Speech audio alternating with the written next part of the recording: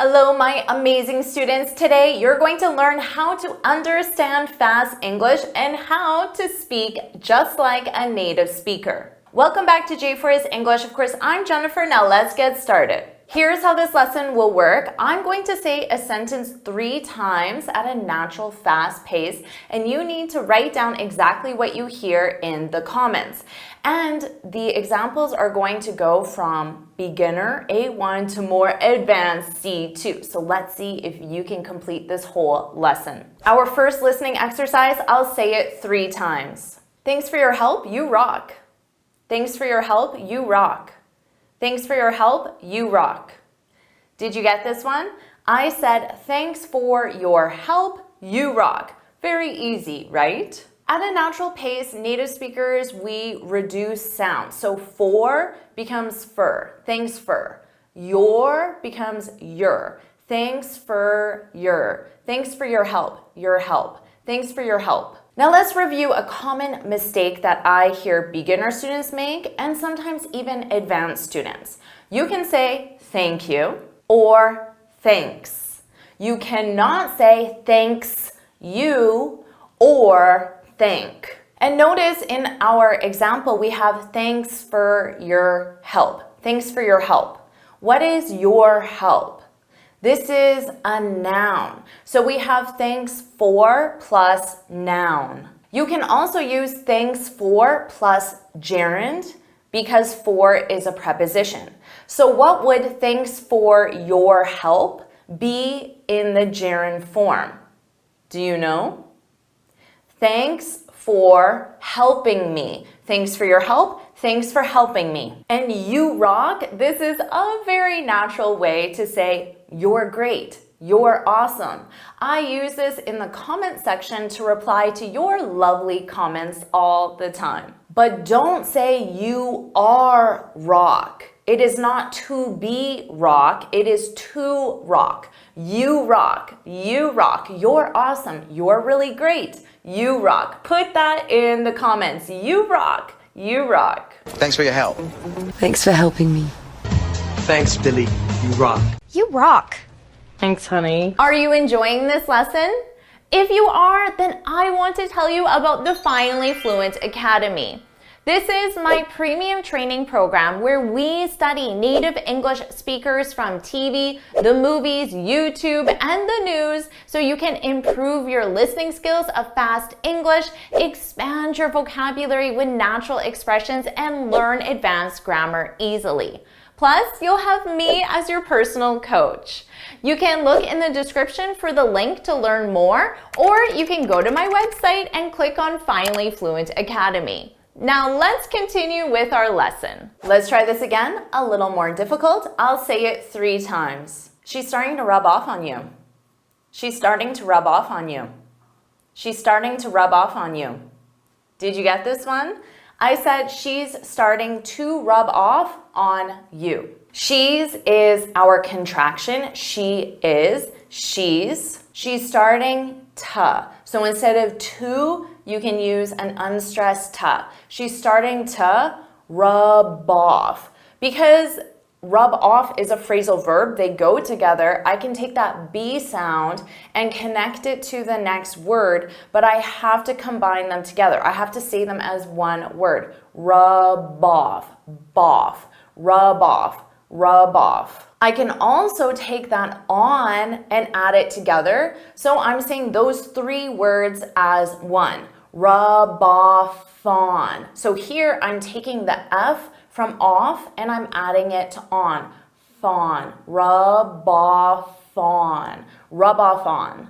Rub off on you. What does this mean? To rub off on someone is when someone's behavior or personality affects someone else. Let's take Janice, and let's say Janice loves helping other people. Now let's say Fernando spends a week working with Janice, and now Fernando starts helping other people. You could say Janice rubbed off on Fernando. Here we have it in the past simple, rubbed, rubbed, rubbed off on. Janice rubbed off on Fernando. Now you could also take the specific personality trait or characteristic, in this case, Janice's helpfulness, which is a noun. Janice's helpfulness, because the helpfulness belongs to Janice, so it's possessive. Janice's helpfulness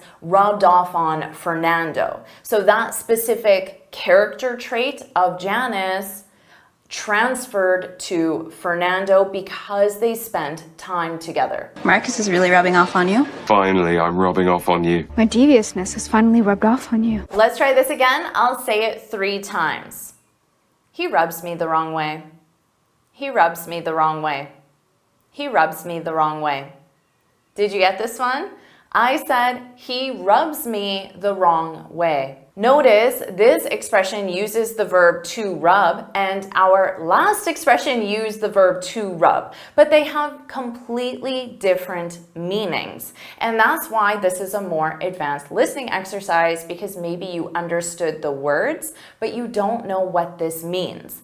To rub someone the wrong way. This is to annoy someone, but without intending to. Remember Janice from our last example, and she was very helpful, but maybe for some reason, she just rubs you the wrong way. She annoys you, but there's nothing that she does to annoy you, just maybe your personalities clash. They don't go together. So if you're planning a social gathering, you might say, is it okay if we don't invite Janice? She rubs me the wrong way. Now, an entire person like poor Janice can rub you the wrong way, but it also could be something specific that someone said or did.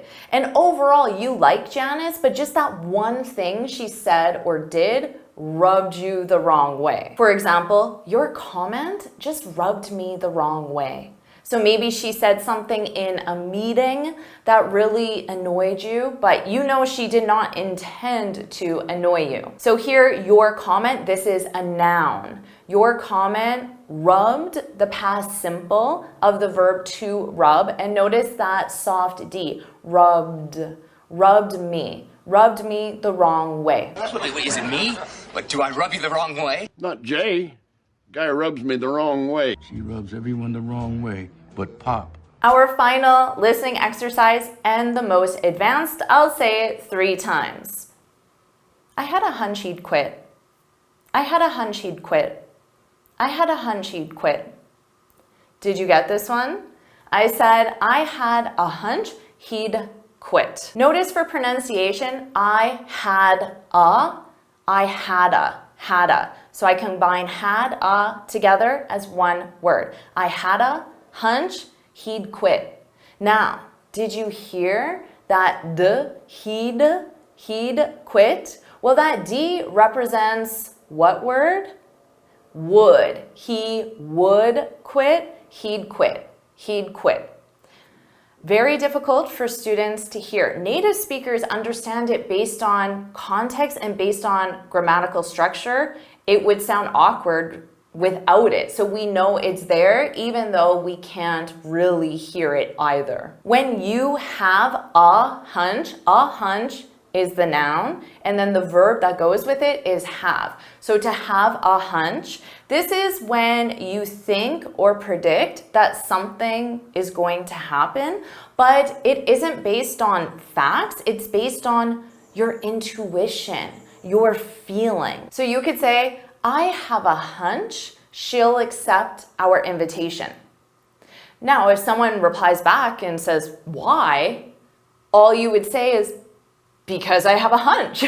I have a feeling. I have a gut feeling. And notice the grammar here. I have a hunch. This is the present simple. And then she'll accept, she will accept. That's the future simple. I have a hunch she'll accept our invitation, because you're making a prediction about the future. But you could use this in the past, like our Listening exercise. I had a hunch last week in the past, so that's the past simple. Last week, I had a hunch that he would quit. So would is the past simple of the verb will. I had a hunch that he'd quit. And using that is optional. You don't need it. You could simply say, I had a hunch he'd quit.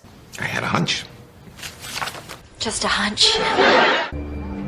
I had a hunch, but I wasn't certain. Now let's do an imitation exercise so you can practice speaking fast just like a native. I'll say each sentence again 3 times, and this time I want you to repeat each sentence out loud. Here we go. Thanks for your help, you rock. Thanks for your help, you rock. Thanks for your help, you rock. She's starting to rub off on you. She's starting to rub off on you. She's starting to rub off on you. He rubs me the wrong way. He rubs me the wrong way. He rubs me the wrong way. I had a hunch he'd quit. I had a hunch he'd quit. I had a hunch he'd quit. Do you want me to make more lessons where we test your listening skills? If you do, then put yes, yes, yes, yes, yes, yes in the comments below. And of course, make sure you like this video, share it with your friends, and subscribe so you're notified every time I post a new lesson. And you can get this free speaking guide where I share 6 tips on how to speak English fluently and confidently. You can click here to download it or look for the link in the description. And why don't you keep adding idioms to your expression because they will help you understand native speakers. You can learn 20 common ones right now.